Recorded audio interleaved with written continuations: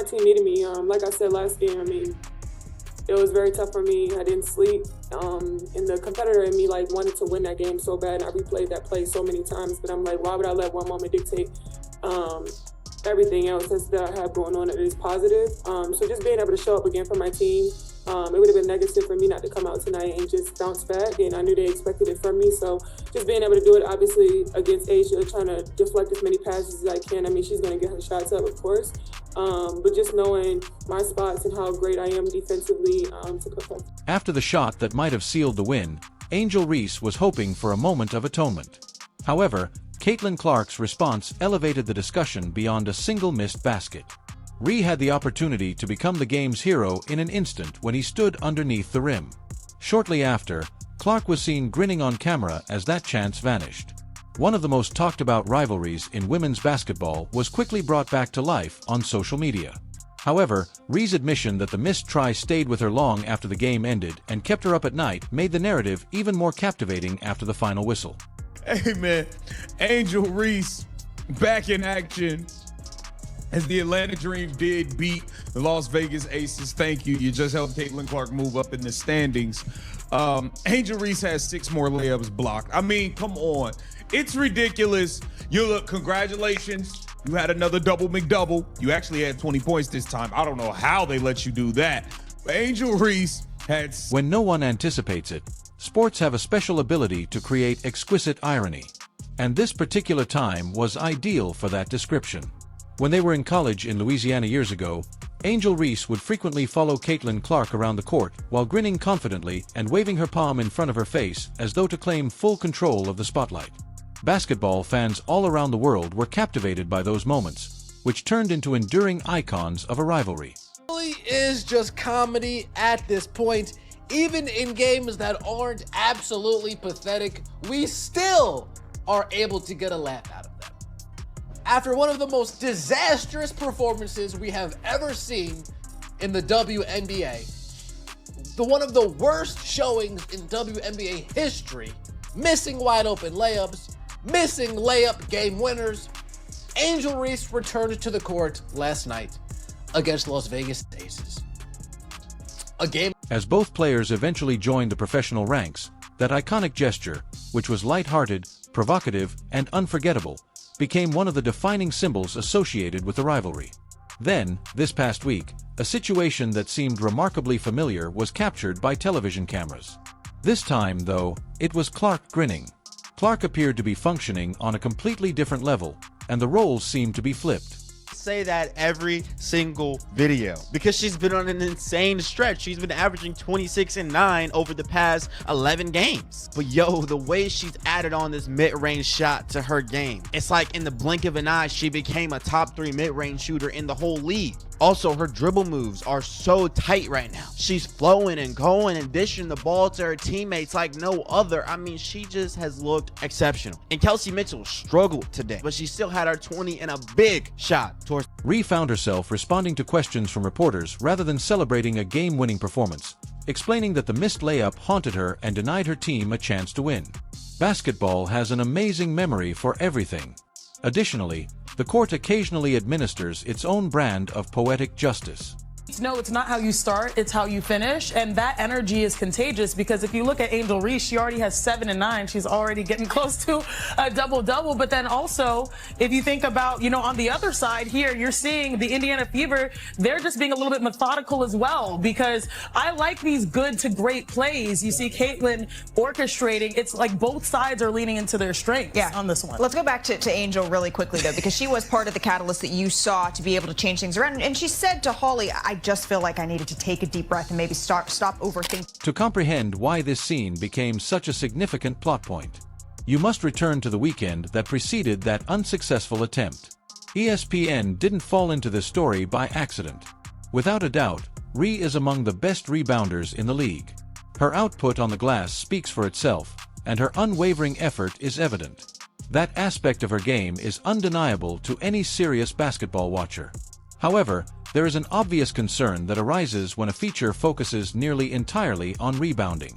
What about the remainder of her offensive repertoire? That response came in a spectacular way.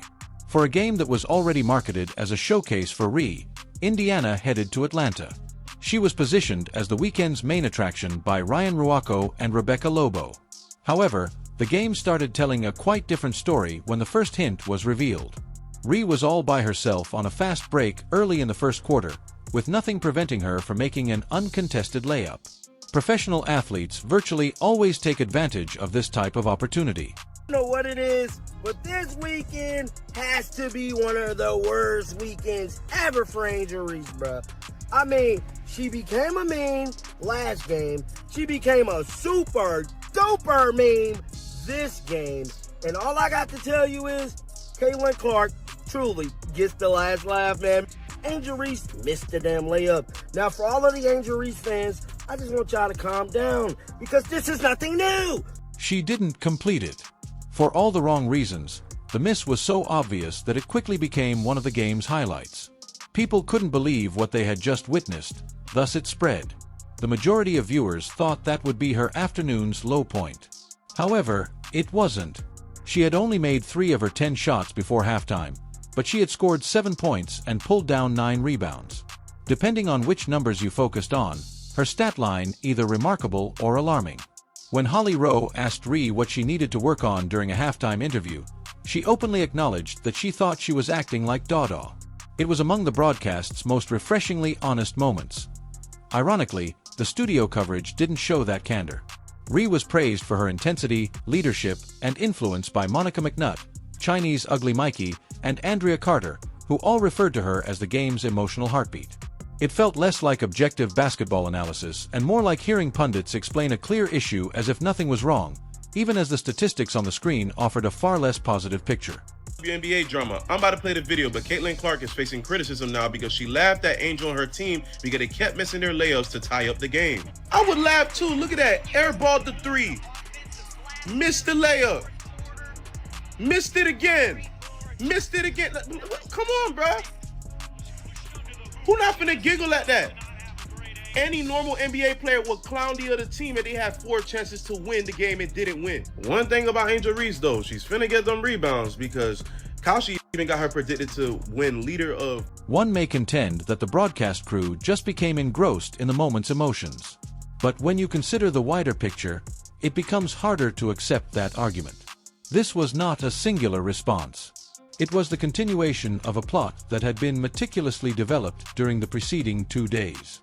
Regardless of what really happened on the court, the network had already declared that Angel Reese would win the weekend before the game ever started.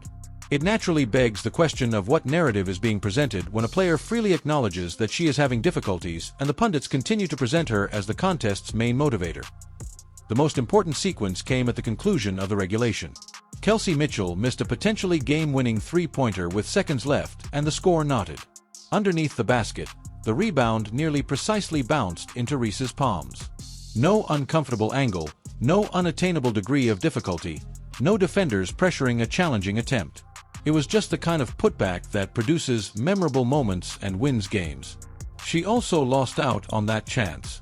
She was not missing because of the Indiana Fever's defense. Fam, she was blocked 3 times. She was blocked 3 times in the first half. What are you talking about?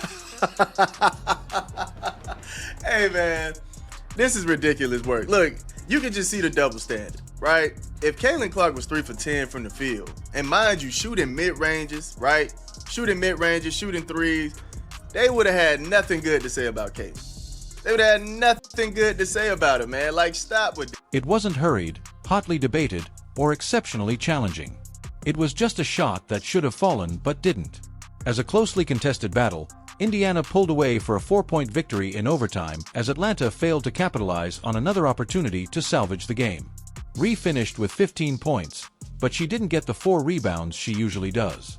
However, her 3 completed baskets on 13 attempts in the paint, the very region where she is supposed to excel, was the most striking statistic. The cameras then panned to Caitlin Clark. After the victory, she seemed to be grinning, and the internet quickly linked that expression to Reese's lost chance. It almost didn't matter if Clark was genuinely responding to Ree in particular. When a fascinating story already exists, online discussions hardly ever wait for proof. Fans swiftly brought out old LSU film of Reese making her well-known hand signal in Clark's direction. It was impossible to resist the symmetry. On social media, Expressions like karma and turning tables quickly gained popularity. Before shortly, Clark's smile and the missed layup were integral elements of a single, widely shared narrative. Rhee now found herself on the other side of the spotlight she had once cherished after years of embracing a rivalry driven by self-assurance and hostility. Off the game with Angel Reese missing everything from behind the arc, and she does get into a groove as we go on into the game, and by groove I mean she gets some rebounds. But yeah, we're gonna be real honest about her in this video. Here you see her waiting for the dribble handoff action so she can get it to Alicia, and she drills it. Once again, exceptional performance from her. And not too long after, you see Alicia get it on the other side of the court, drilling this three on that left wing. Like I say, she's gonna hoop today. But we come back the way of Indiana, where Caitlin Clark gets all the way to the cup. At this point, the conversation goes beyond mere mockery because everything has a commercial and branding component. From a visibility perspective, aligning herself with the biggest star in the league was a really successful tactic. In ways that might not have occurred otherwise, Reese's profile was raised by every broadcast debate, social media conversation, highlight package, and viral thumbnail centered around the Clark-Rhee rivalry. Rhee unquestionably profited from the notoriety that comes with being linked to the most well-known athlete in the sport. However, attention is reciprocal. Her ability to bounce back and put out constant effort are still important aspects of her game. However, it's hard to deny the difference between her and Clark when it comes to completing simple opportunities close to the basket. A large portion of the online response was fueled by that contrast. Many of the basketball criticisms were based on real events on the court rather than personal prejudice. But not all of them were fair, and some discussions veered far beyond basketball into long-standing fan rivalries.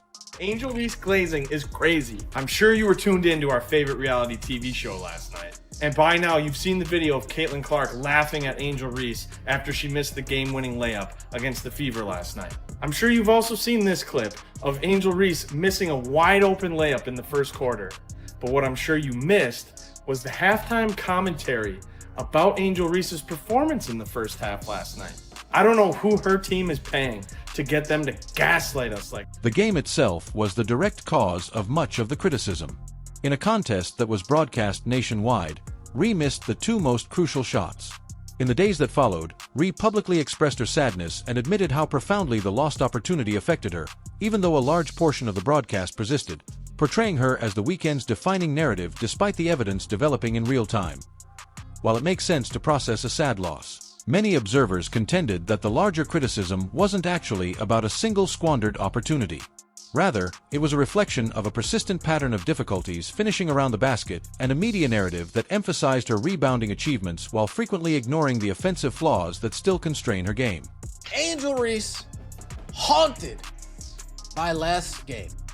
Haunted after blowing the game winner.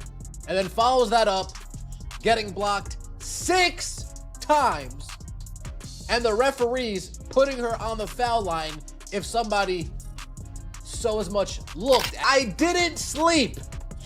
Last game, it was very tough for me. I didn't sleep.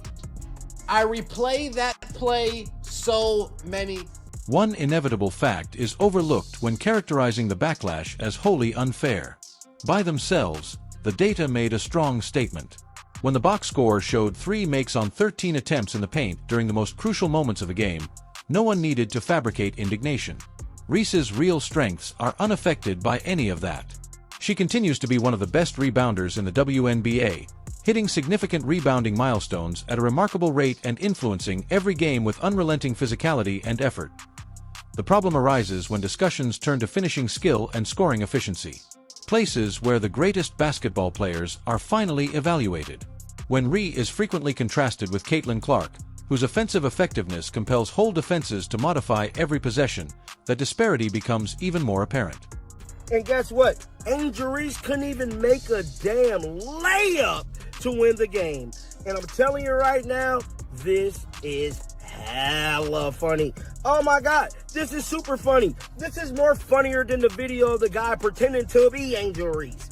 I mean, she literally hit the floor, put her hands over her head. Sorry guys. Hit the floor, put her hands over her head like, oh my God, I messed up. Yeah, you messed up real bad, Angel. The fact that a player missed a couple shots isn't the only thing that makes this story intriguing. Every night, missed opportunities occur throughout the league without making headlines across the country.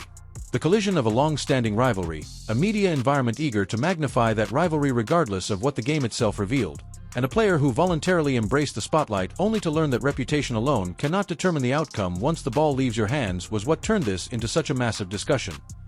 Reese welcomed the attention that came with being next to the biggest name in women's basketball. Throughout her career, she earned that platform via exceptional rebounding, unwavering tenacity, and a readiness to accept conflict. However, this most recent chapter brought to light something that cannot be disregarded. A superb rebounder with distinct advantages in one aspect of the game.